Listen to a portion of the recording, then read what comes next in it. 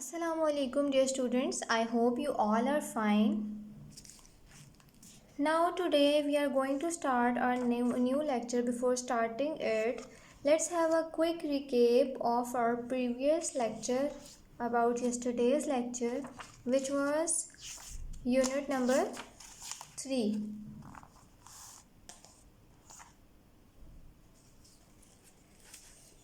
In previous lesson we saw that how Oliver ran away from Sorberry's house and thought of going to London city in search of a job. Then on his way to London he met another poor boy named Jack Dawkins, the Artful Dodger. Jack brought Oliver to a man named Fagin, who was a thief and taught his students to steal. Unaware of that fact, that man is a thief, Oliver spent a few days and nights at his home. But when Oliver was sent to do work, after going on work, he came to know that the work he was supposed to do was stealing things from people. So Oliver wasn't happy to do that. Oliver was never going to do that work. Oliver thought when he saw Jack Dawkins, the Artful Dodger, and Charlie Bates stole man's handkerchief while he was reading his book. But when the man turned back and saw Oliver running, he thought that Oliver is the one who has stolen his handkerchief. The policeman was standing nearby came and took the kind old gentleman and whose name was Mr. Brownlow. Mr. Brownlow and Oliver to the magistrate named Mr. Fang. During Oliver's hearing in front of the magistrate, the owner of the bookshop came and told the real story which happened to Mr. Brownlow when he was reading and his handkerchief was being stolen.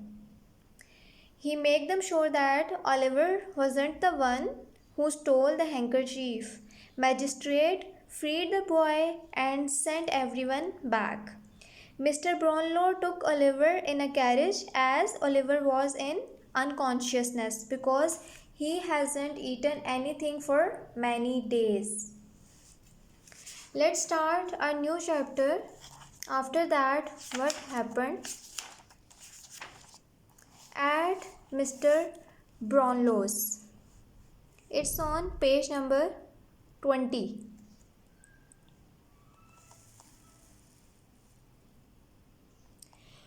For many days, Oliver was ill. His new friends were very kind to him. At last, when he felt a little better, he tried to sit up in bed. He looked around him. He was in a very beautiful room.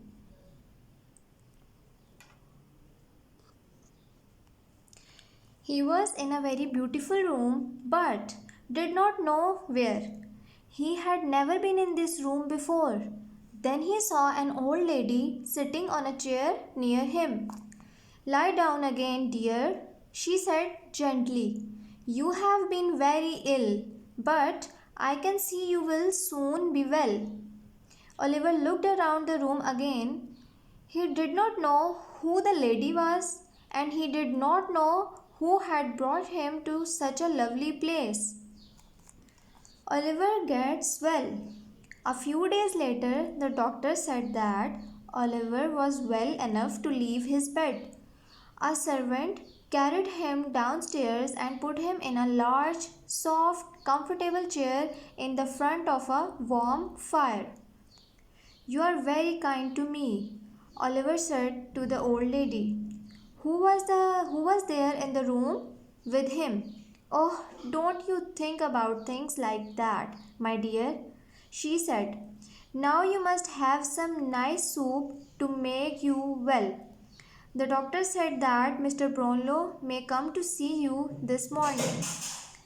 She brought the soup, and Oliver thought he had never tasted anything so nice in his life. Then Mr. Brownlow walked in.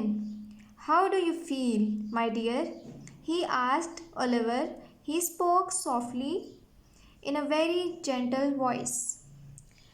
I am so happy, sir, and so thankful to you for your kindness, replied Oliver.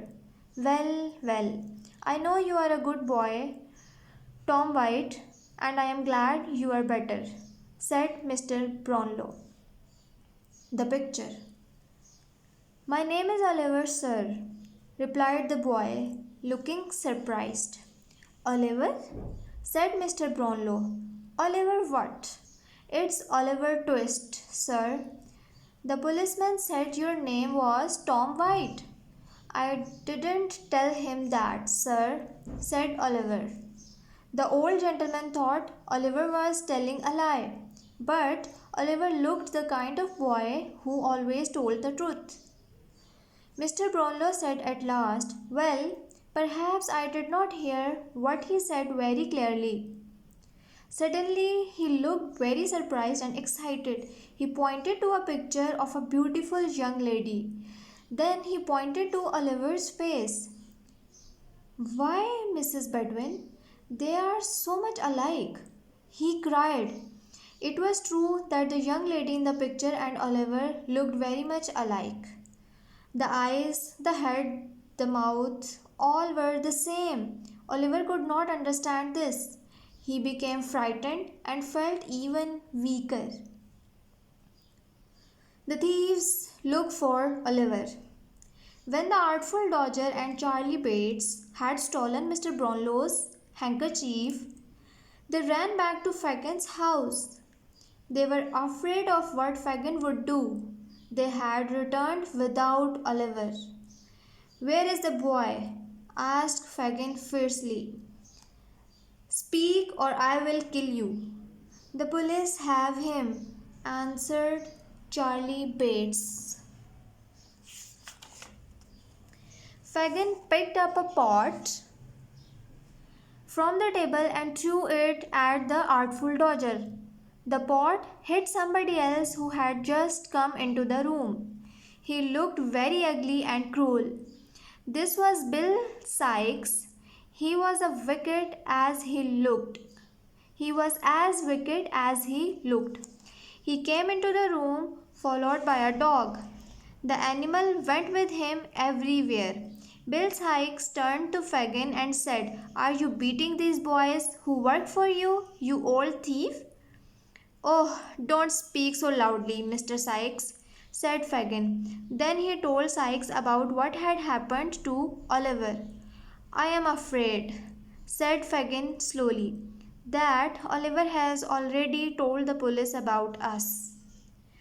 Bill Sikes' face went red with anger. He was so angry that he almost hit Fagin. He said, Somebody must find out what Oliver has said. As soon as he comes out of prison, we must get him. Everyone agreed with Bill Sikes, but no one wanted to go and find out. Then a girl came into the room. Her name was Nancy. Fagin told her what had happened. Nancy. Let's read about some things about Nancy. Fagin turned to Nancy and said with a smile, Nancy, my dear, you must go to the police station. I won't go, cried Nancy loudly.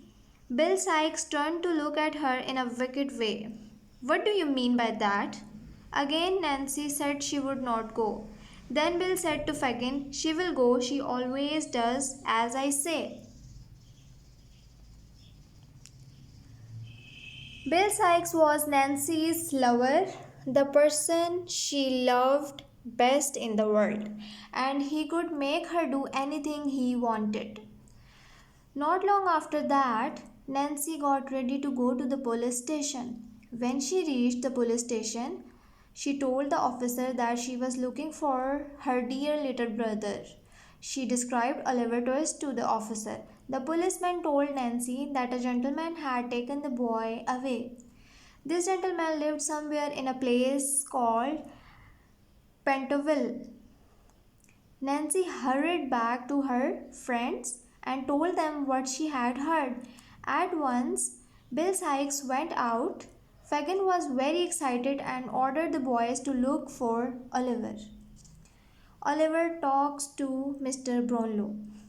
Oliver Twist was happy in his new home. Oliver helped with the housework. Mr. Brownlow and Mrs. Bedouin soon grew to love him. One afternoon, Mrs. Bedouin told Oliver that Mr. Brownlow wished to speak him. Then he went happily to Mr. Brownlow's study. This was a small room upstairs where Mr. Brownlow often went to do his work. There was a large desk, some bookshelves, and some comfortable chairs in the room. Mr. Brownlow smiled and said, "My boy, I want to have a serious talk with you." Oliver was suddenly filled with fear. "Oh, sir, please don't send me away," he cried. "My dear boy," said the old gentleman, smiling at him, "you may stay if you don't do anything wrong." "I will never do that, sir," cried Oliver. "I hope not." "And I don't think you will, Oliver," said Mr. Brownlow. "But come, I want you now to tell me all about yourself. Tell me where you came from and how you got among those boys."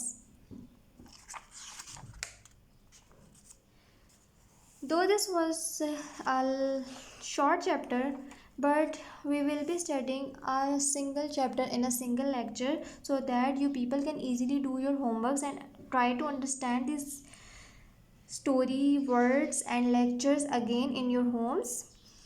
I will show you the list of the words for which you have to make sentences and find synonyms again. Just wait a moment. This is the list of the words